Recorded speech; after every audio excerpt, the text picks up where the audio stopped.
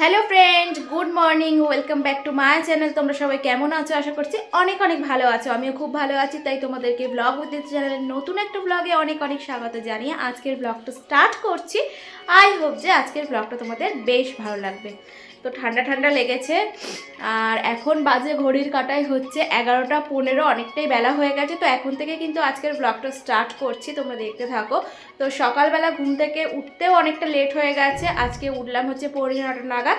তো সেই জন্য আর সমস্ত কিছু শেয়ার করতে পারলাম না, কি করেছি তোমাদেরকে এক ঝলকে বলে দিই।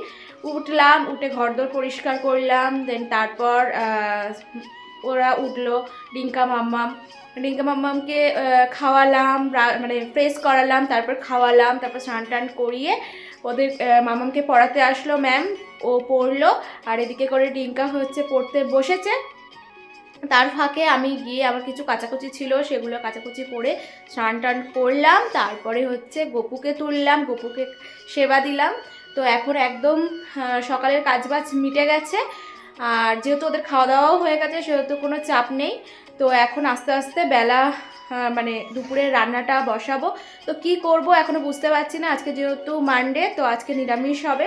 তো ভাবলাম যে যেহেতু দেরিও হয়ে গেছে আর নিরামিষ, তো সেরকম কিছু হলে ওরা খুব একটা ভালো খেতে চায় না। তো ভাবলাম যে ঘরোয়াভাবে একটুখানি ফ্রাইড রাইস আর আলুর দম করে নিই, এটা ঝটপটও হয়ে যাবে আর ওরা খেতেও বেশ ভালোবাসে। তো চলো তাহলে রান্নাবান্নার দিকে যাই। আর কয়েকটা বোতল ছিল জানো তো, সেগুলো ভরে নিলাম আগে, না হলে ওই রান্নার দিকে ঢুকে গেলে বাদবাকি খুচরো খাজরা কাজগুলো না ঠিকঠাকভাবে করা যায় না। তো চলো, ভাবছি যে বাইরে কি সুন্দর আজকে রোদ উঠেছে, একটুখানি বসে রোদ পোয়ালে ভালো হতো, কিন্তু একদমই করব না। কারণ এখন যদি গিয়ে বসি তো হয়ে গেল আজকের রান্নাবান্না একদম সেই বেলা হয়ে একদম কি বলবো, আর বলার নেই কিছু। তো রান্নাবান্নাটাকে সেরে নিয়ে তারপর যদি সময় থাকে তাহলে বসবো। চলো তাড়াতাড়ি রান্নাটা করে নিই, দেখতে থাকো, ওর সঙ্গে থাকো আর অবশ্যই এনজয় করো। তো চলো, আলুর দম রেডি। তোমাদেরকে ফাইনাল লুকটা দেখিয়ে দিই। নিরামিষ আলুর দম আর সঙ্গে রয়েছে একদম ঘরোয়া ফ্রায়েড রাইস। কারণ এমনি বাড়ির যে চাল দিয়ে ভাত করা হয় সেই চাল দিয়েই বানিয়েছিলাম। কারণ এরকম একটু কালারফুল খাবার করে দিলে ওরা খেতেও বেশ ইন্টারেস্টেড হয়। তো ফ্রেন্ড দেখো, হাতে খাবার নিয়ে তোমাদের সামনে আবার চলে আসলাম। রান্নাবান্না হয়ে গেছে। তো কি খাবার করলাম তোমাদের তো দেখিয়ে দিলাম, একদম সিম্পল ফ্রাইড রাইস অ্যান্ড আলুর দম।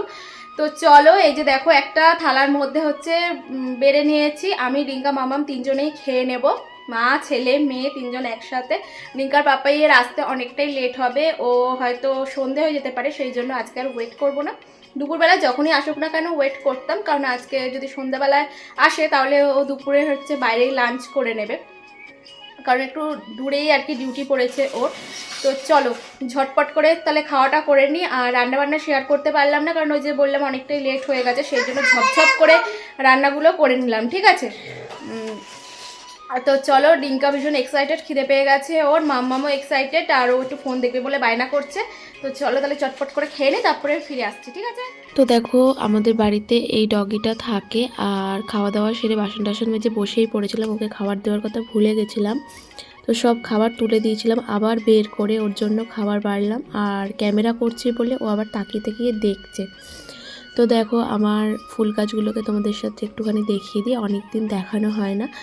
তো আগে শেয়ার করেছিলাম এগুলো, যখন আর কি বসিয়েছিলাম তখন। তো এগুলো কতটা বড় হয়েছে দেখো। আর এই দুটো ফুল গাছে কিন্তু অনেক কুঁড়িও এসে গেছে, এই দুটো চন্দ্রমল্লিকা। কি সুন্দর লাগছে তাই না? একটা হচ্ছে পিঙ্ক আর একটা খয়েরি কালার হবে যতদূর সম্ভব। আর এই যে দেখো, এখানে রয়েছে কয়েকটা ফুল গাছ। আর এই যে গাঁদা ফুল গাছগুলো দেখছো মাটিতে বসিয়েছিলাম, এগুলোতেও কিন্তু হালকা হালকা কুঁড়ি এসছে, কয়েকদিনের মধ্যেই কিন্তু ফুল ফুটবে। দেখো, এটা হচ্ছে হোগলা ক্ষেত বলা যেতে পারে, প্রচুর হোগলা পাতা আছে। আর সকালবেলা যখন কুয়াশা পড়ে কি সুন্দর দেখতে লাগে, ভীষণ সুন্দর লাগে। এখন দেখো রোদ উঠেছে, রোদ ঝলমল করছে। আর এই যে ফুল ফুটেছে গাছে, মাম্মাম নেবে বলে তাই ইয়ে করছে, জানে। পার, তুই একা পার, আমি পারবো না। ডালটা নিচু কর, ওই ডালটা টেনে নিচু কর, পাতাটা ধরে টান, এই পাতাটা ধরে টান। হ্যাঁ, বুদ্ধি আছে।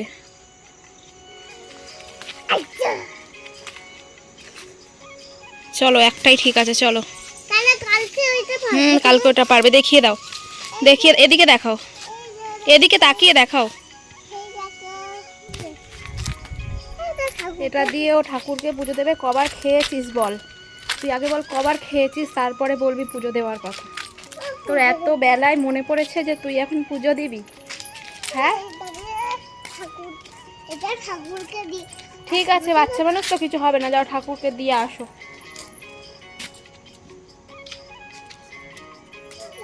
বাইরে রোদটা বেশ ভালোই লাগছে।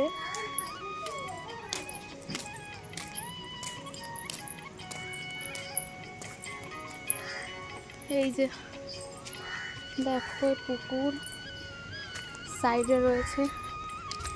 খাওয়া দাওয়া কমপ্লিট করে বাইরে হাঁটতে একটু বেশ ভালোই লাগে, কিন্তু এখন রোদ পোয়ালে হবে না বাবা। এদিকটায় একদম সূর্যের আলোটা এমনভাবে পড়ছে যে কিছু দেখাই যাচ্ছে না। তুমি তো কাজ বাড়াবে এটা আমার জানা কথা, জল টল ফেলে দিতে যতক্ষণ না ঘুম পাড়াবো জ্বালাতন করতেই থাকবে। তো বাদ দে, তোর ওটা দিতে হবে না, তুই একদম ঘেটে নষ্ট করে ফেলেছিস। চলো ঘুম পাড়াই, তারপরে আসছি, ঠিক আছে? তো গাইস দেখো ঘুম থেকে উঠলাম, সকলকে গুড ইভিনিং আর গুড আফটারনুন বললাম না, কারণ এখন আর মানে বিকালটা তো পাওয়াই যায় না, একটুখানি শুলেই যেন সন্ধ্যা হয়ে যায়। তো এখন বাজে হচ্ছে 6:45, উঠে গপুকে তুললাম। তারপর হচ্ছে এই যে আমার টিঙ্কা মাম্মাম, ওদের মুডটাকে ঠিক করার জন্য কিছুক্ষণ রিলস টিলস করলাম সবাই মিলে। এই যে দেখো এখনই সেন্টা দাদুর টুপি পরে নিচ্ছে, ওর এখন থেকেই 25 ডিসেম্বর শুরু হয়ে গেছে। তবে হ্যাঁ ভালোই, 25 ডিসেম্বর হলেই তো বড়দিন শুরু হয়ে যাবে, তাই না? একটু বিকালটা তাও পাবো, আস্তে আস্তে দিনটা বাড়বে, ওটাই ভালো লাগে। আর তো চলো এখন তাহলে ফোন টোন দেখা হয়ে গেল, রিলস টিলস করা হয়ে গেল, তো এখন একটুখানি বই নিয়ে বসাই, তারপর দেখা যাক কি হয়। তো ভিডিওটা কেমন লাগছে অবশ্যই কিন্তু কমেন্ট করে জানিও, যদি ভালো লেগে থাকে লাইক কমেন্ট শেয়ার করো, ঠিক আছে? অনেক অনেক করে। তো চলো তাহলে বই পড়িয়ে নিই, তারপর আবার দেখা হচ্ছে। আর এখনও ডিঙ্কার পাপাই আসেনি, অনেকটাই বেলা হবে, তো বলেই গেছিলো যে অনেকটাই লেট হবে আজকে আসতে, তো কিছুক্ষণের মধ্যে মনে হয় চলে আসবে। তো সন্ধেই হয়ে গেল সেই। তো চলো কখন আসে না আছে দেখি, তারপর আবার আসছি, ঠিক আছে? আর আমার দুষ্টুটা দেখো পুতুল নিয়ে খেলছে, এত খেলনা করলে হবে? এবার ডিঙ্কাকে তো বই নিয়ে বসতে হবে, তাই না? ডিঙ্কা বই নিয়ে পড়বে তো? চলো। Where it is celebrate in Uttarakhand in the month of তো দেখো এখন বাজে হচ্ছে 7:45, এখন একটু রেডি হলাম। ডিঙ্কার বাবাইও বাড়ি চলে এসছে, ও রেস্ট করছে। মেয়ে আর বাপ মিলে হচ্ছে বাড়িতে থাকবে, আর আমি আর ডিঙ্কা যাব হচ্ছে একটুখানি মেলাতে। তো চলো মেলায় গিয়ে কি করি না করি দেখা হচ্ছে, ঠিক আছে? আর এই যে দেখো ফাইনালি মেলাতে চলে এসেছি, আর ছোট ছোট বাচ্চাদের অঙ্কন প্রতিযোগিতা ছিল, তো সেই সমস্ত সিনারিগুলোই এখানে টাঙানো হয়েছে। দুর্ভাগ্যবশত ডিঙ্কা সেটা মানে আর কি অঙ্কন প্রতিযোগিতায় নাম দিতে পারেনি, কারণ ওর সেদিন অ্যাবাকাস ছিল। আর এই যে দেখো ছোট ছোট বাচ্চাদের কি সুন্দর নৃত্য পরিবেশন করছে, ভীষণ ভালো লাগছিল দেখতে। আর যদি কপিরাইট আসে সেই জন্য তোমাদেরকে মিউজিক দিয়ে শোনাতে পারলাম না। তো আমাদের সঙ্গে সঙ্গে তোমরাও একটু মেলাটা এনজয় করো। আর যদি ভিডিওটা ভালো লেগে থাকে অবশ্যই লাইক কমেন্ট শেয়ার করে অনেক অনেক করে সাবস্ক্রাইব করে আমার চ্যানেলের পাশে থেকো প্লিজ। আর এই যে দেখো ডিঙ্কা বলল যে পাপড়ি চাট খাবে, তো পাপড়ি চাটের দোকানে আসলাম, যেহেতু আজকে সোমবার আমি খাবো না, শুধুমাত্র ওকেই কিনে দিলাম। আর সেরকম কিছু কিনিনি, জিলাপি কিনে নিয়ে বাড়িতে যাব। তো চলো পাপড়ি চাটের ফাইনাল লুকটা তোমাদেরকে একটুখানি দেখিয়ে দিই। এই দেখো পাপড়ি চাট, তো আমি একদমই তাকাচ্ছি না কারণ যেহেতু আজকে সোমবার। আর এই যে দেখো রনপা করে বাচ্চারা কি সুন্দর হাঁটছে, তোমরা জাস্ট এই সিনটা দেখতে থাকো, এত সুন্দর কি বলবো। আর এই যে 1 মাস ধরে মেলাটা হচ্ছে, কোথা দিয়ে যেন টাইমটা কেটে গেল, শেষ হয়ে যাওয়ার পথেই চলে এসেছে। আর বোধহয় বেশ কয়েকটা দিন বাকি আছে, 29 তারিখ পর্যন্ত হবে। তো প্রত্যেক দিন আর মেলাতে আসা হয় না, যাই হোক যে কদিন আসি তোমাদের সাথে শেয়ার করি। চলো এখনকার মতন তাহলে টাটা।